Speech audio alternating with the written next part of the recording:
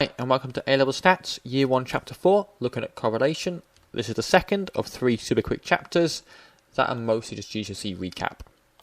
First thing to remember is your 3 main types of correlation. You tell the difference between strong positive and weak positive, strong negative and weak negative, and of course the third one when you've got no correlation, where the points just randomly jumbled all over the place. You also need to know when things have a causal relation. So basically, is there a reason for two things to be connected? So again, the classic example is you could have two completely random things. So here, people drowning and films with Nicolas Cage in, that appear to be connected based on their numbers, but of course have no causal relationship. So in case you asked, is there a reason for these things to be connected? So it could be like, the reason you've got a connection between sunshine and rain. And of course you already have a negative correlation, because when it's raining, that means that typically the sun is not out. Moving on. New thing for A-level is what's called linear regression. And this is basically given to you as a mathematically perfect line of best fit. You'll see more of this in year 2. Right now you occasionally be told you've been given a regression line which will be of this form. That's like your perfect line of best fit. Couple of things. If B is positive, that means you have a positive correlation. And if B is negative, then you have a negative correlation. Example question, you have something like this. So you've got a line of best fit was made for the number of ice creams sold, and the following regression line was found between the temperature and number of ice creams sold. And because the number in front of X is positive, that means you have a positive correlation, which makes sense because it's saying the hotter the temperature, the more ice creams you are selling, which makes sense. Typical question is you want an interpretation of the value of the gradient and the y-intercept. So the gradient, let me just type this in, that represents how many more ice creams you would sell for every single degree the temperature increases by. So if the temperature increases by 1 degree, then you would sell another 27.1 ice cream. So how many more ice creams you would sell for each increase in temperature, or each increase in degrees of temperature. We then have the y-intercept, which this one is a bit funny. This is basically almost like your starting value. So in this case, it's how many ice creams you would expect to sell if the temperature was 0. Okay, so over here, it's not overly useful, but in some cases it is, and you have to be able to interpret it. So I'll just write that in.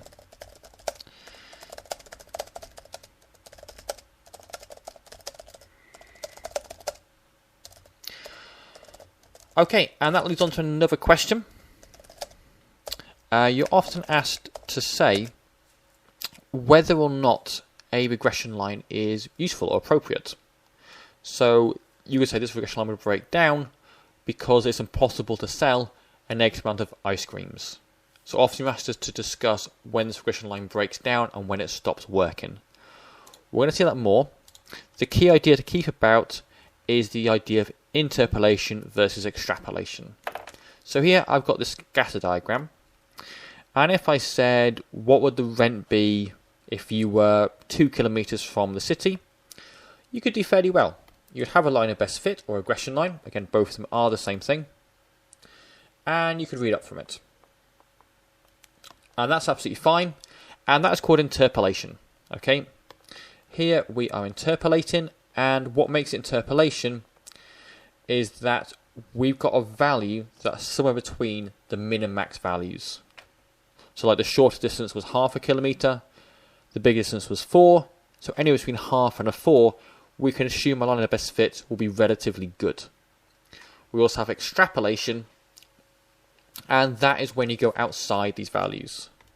So anything in these kind of regions, that is called extrapolation, and that is bad. Well, by bad, I mean it's inaccurate. So, for example, the question might say, yada yada yada, Barry thinks that if you live 5 kilometres from the city centre, you won't have to pay any rent. Because again, he's just followed that line down there, and actually by 5 kilometres you've got negative rent, which of course is ridiculous. The reason that is because he has extrapolated. He has taken new values beyond the current range of the values, which you can never do. Okay, if you do, your results tend to be rubbish. Most questions are asking that kind of thing. Okay, let's have a look at a quick example question. So head teacher investigates relationship between the amount of sleep S and their performance in a test P. He has a sample of 40 students, sometimes it's relevant for a sample size, and he has this equation for his regression line. So we've referenced the equation, describe the effect that an extra half an hour sleep might have on a student's performance on the aptitude test. So if you increase S by half, you would expect an increase of half this value here. So again, for every extra hour of sleep they get, they should in theory get another 5.6 marks.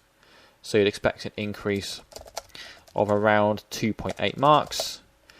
You might say 3 marks for rounding this whole number, you might just leave it at that. So up to rounding or something.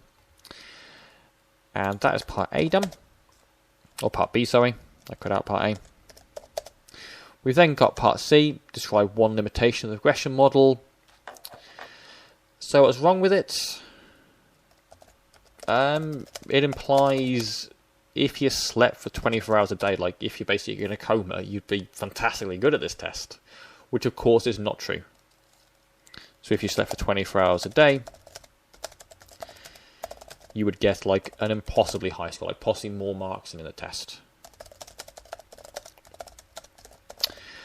Other things you can occasionally hit on is the sample size. You could say the sample size is too small, although here I don't think you really can. Okay. One more, just going to hit idea of what they're going to throw at you. So a company has a job evaluation scheme. We have points which are X, which result in pay, which is Y. We do a sample size of 8 employees. That is really key. That is a tiny number. So we're going to expect to have some very large problems with this, and that's possibly what we can hit on in part C. Might be appropriate because of the small sample size. Okay, and we've got this equation. So describe the correlation between points and pay. Because this number's here, that means we have a positive correlation.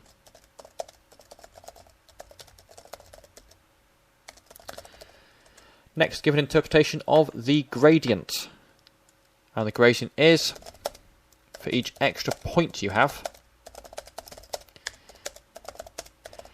you will get an extra 4.5 pounds. Okay, is that right? Seems like a lot of pounds. It might be pounds per hour. Oh, I've taken that out. But that's just what it's saying right now. Part C, why it's not appropriate. Again, I think you can hit the small sample size. The one I'm going to hit for, which is really obvious, you want to break it as much as you can. So if you had 0 points, so you could say that someone like a cleaner or a gamer might have 0 points, whoever that could be, you would have to pay the company to work there. So for these questions, the marks can be really fussy about what they will and what they won't accept. You want to basically find the way you can break it as much as you physically can. So if you have to pay to work there is so clearly ridiculous, that's probably your safest way to get the marks. Okay, and that's it. That's all I have to say. Hopefully that's fairly straightforward. Again, be careful with these questions. They are very fussy about how you word things and basically what answers they will and what they won't accept. Again, you want to break it in the biggest way you can. Okay? So here, you've got the notion of that's someone who's, permanently asleep, we're really good at a test. That really breaks it. Okay, thanks for listening, and I'll leave it there.